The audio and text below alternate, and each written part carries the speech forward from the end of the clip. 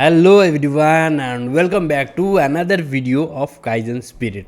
Well, I know it has been a very long time since I last made a video. It has been almost 3 years and I'm really excited to get back and start making videos on this channel, and I would like to say that for the past 3 years I have been busy in a lot of stuff, and during this time I started two more YouTube channels. One was on finance and investment, stock market, and other is simply a vlogging channel.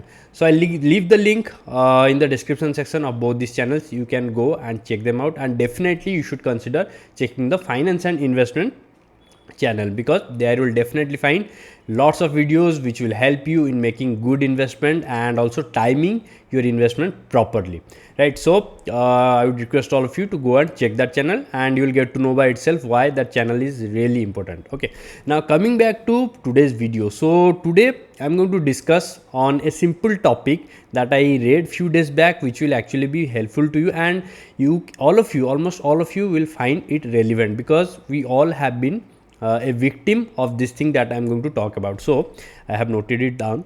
So it reads this: the same voice that motivates you today will justify your laziness tomorrow.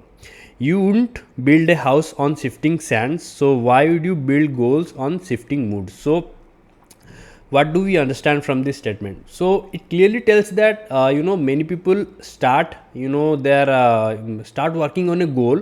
Let's say you have a big dream, you want to achieve something, or you have a target to fulfill that in next 15 days I want to complete a book or anything. Okay, so you start up really high with high motivation. Okay, let's say you got the motivation from somewhere by reading reading a quote, or watching motivational videos, and you start with really high energy. Okay, but just after 2 days the motivation starts fading, and you lose motivation, and also you feel lazy. You do not you kind of justify that, no, it's fine, why 15 days, I can read the book in 30 days, and you will see it will be 3 to 4 months and you will not be able to complete that book.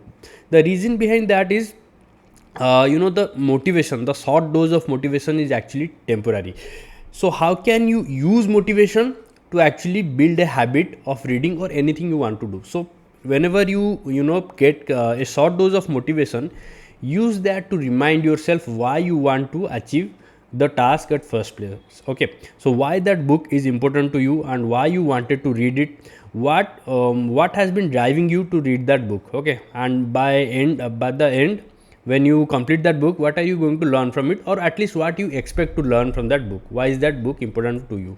So if you make these things clear, then that alone will drive you and help you in completing that book. Okay, achieving your task, hitting the target within the set time limit of, let's say, 15 days or 10 days, whatever it is. Okay, so that is the main thing behind this quote that I read. Okay, because let's say you are saying that I'm in a mood to read the book. Okay, and then you start reading, but obviously moods keep changing, and we cannot create our short term goals or long term goals based on our moods. Okay, this is really important, you need to remember this. And also, let's say you are using mood for something, then use it for pleasure, short term pleasure. Let's say I'm in a mood to drink tea, drink coffee, or eat something, eat pizza, so that is fine. But moods are not good for defining your you defining your goals, short term targets, or setting benchmark, what I want to achieve, and also setting timeline. By this time I have to achieve something. Mood is not a good thing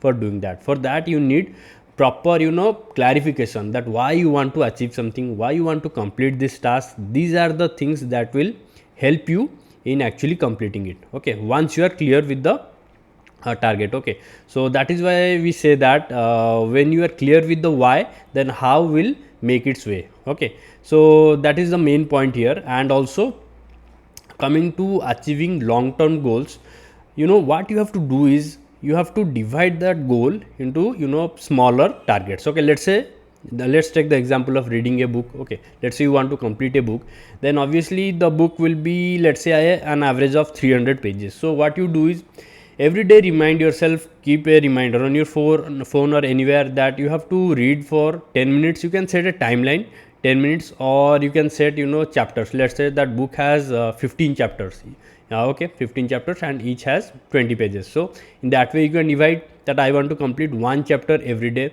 And let's say, obviously the chapters are not going to be exactly 20 pages for all the chapters. Okay, it will definitely vary. Some will have 5 pages, some will have 50 pages. So in that way 50 pages might sound a lot. Okay, and by thinking about that you will get demotivated. So that is why it is better to define timeline. Okay, I mean the time, minutes. Okay, let's say 10 minutes every day before going to bed. I want to read for 10 minutes only. No matter how many pages I complete, I'm not in a race that I have to complete 10 pages in 10 minutes or 20 pages in 10 minutes. Not a race. Okay, just 10 minutes. Wherever you are, wherever you stop, just add a bookmark and start from that place next day. This way you can continue. Okay, and even if you are not able to complete in 15 days, that is fine. Excuse me, because you have followed your routine for 15 continuous days, and if you are not able to complete you are taking 2 to 3 days extra, that is fine, you can manage. But the change that happened within you is that you have developed the habit of reading for at least 10 minutes every day. That is what is really important, and you will see after a certain while you will be able to complete books within 10 days, and you will feel kind of an achievement that why 10 days, I want to complete in 7 days, and that way you will get addicted. Okay, you want to complete a book, you will try to complete it within 2 to 3 days if the book is has less number of pages, obviously.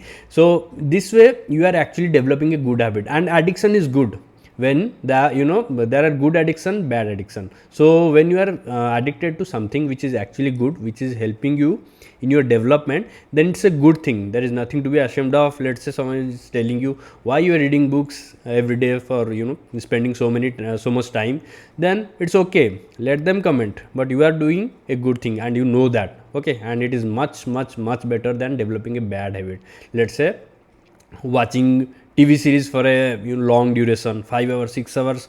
Well, you can define how many hours you can afford to binge watch. Okay, watching movies, TV series, it is also important. Okay, you need a break, but you have to set that limit. Let's say you define that I am going to just watch for 30 minutes or 1 hour a day, but read for 10 minutes. That is also fine as long as you are following a routine. Unless you are off balance, then it's a problem. Okay, if you are going off balance and start watching for a very long duration, then that becomes a problem. But if the other case happens, you start reading for 3 hours, 4 hours instead of 10 minutes, but then that is a good thing, it's not a bad thing, that, right?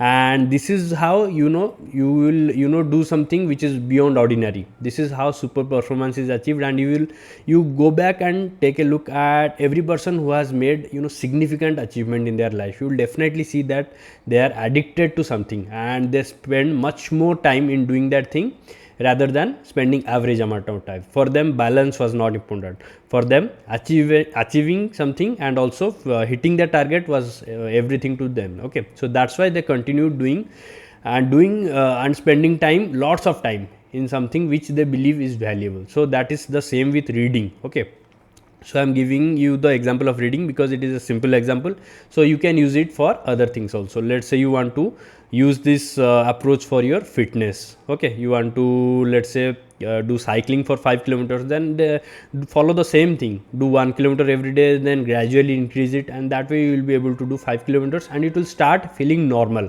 5 kilometers will start feeling normal, and by that time you will experience that you have reached a certain level of fitness. Okay, and you will be a different personality by then.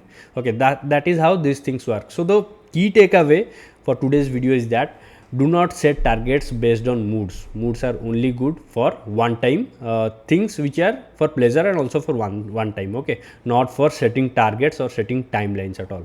Use clarification like why you want to achieve that target and why it is important, and once you achieve it, what will you gain, how will it help you? These are the questions you must ask before creating a target or setting a target, setting a deadline, okay, setting the timeline, right? So that is all for today's video. I hope this video was helpful, and stay tuned because a lot of videos I'm going to bring to you on short topics which will definitely be helpful to you. Thank you for watching. I'll meet you in the next one. Bye, take care.